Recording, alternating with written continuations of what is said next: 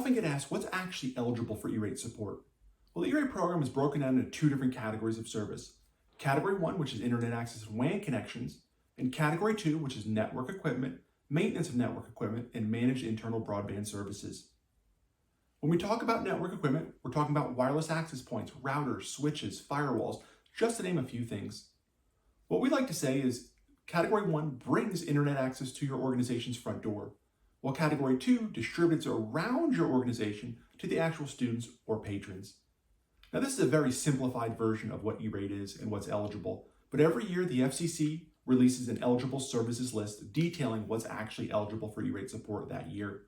So please visit our website, the eligible services section, or give me a call at 908-892-0705, or shoot me an email at ben@eratedvantage.com.